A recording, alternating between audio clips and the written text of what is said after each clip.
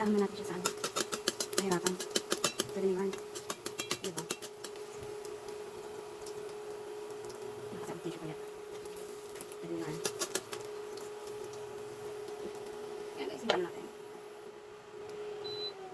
So, yung pagkakas natin ulit. Pwede hindi makakapagpagkit. Iwan natin guys. Tingka.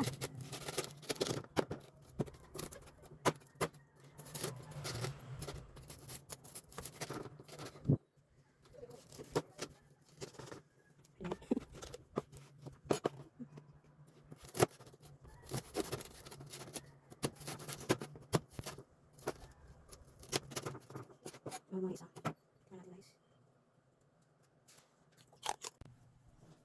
Ready na tayo guys. Ito pa rin yung lunch mo.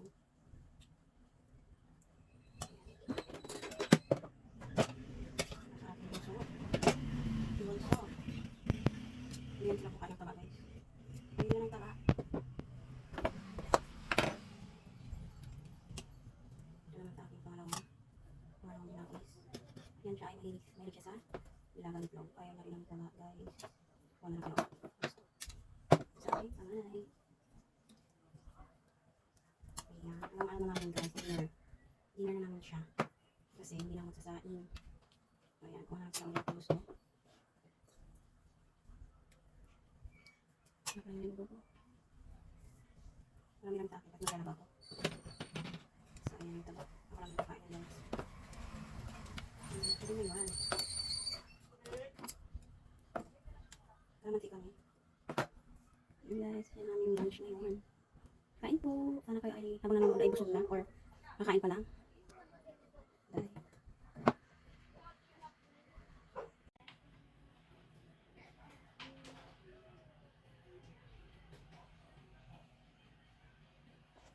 Kakain na mga anak.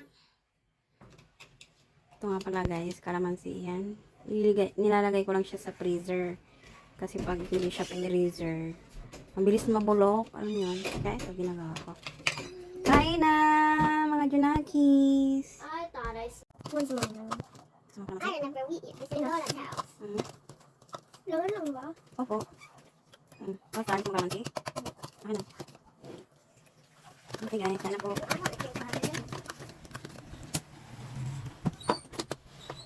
Sili, naka-freezer din siya guys, para hindi agad-agad mabulok. Kahit isang buwan siya guys, naka-freezer, hindi siya mabulok. Ganyan pa rin itsura niya. Okay.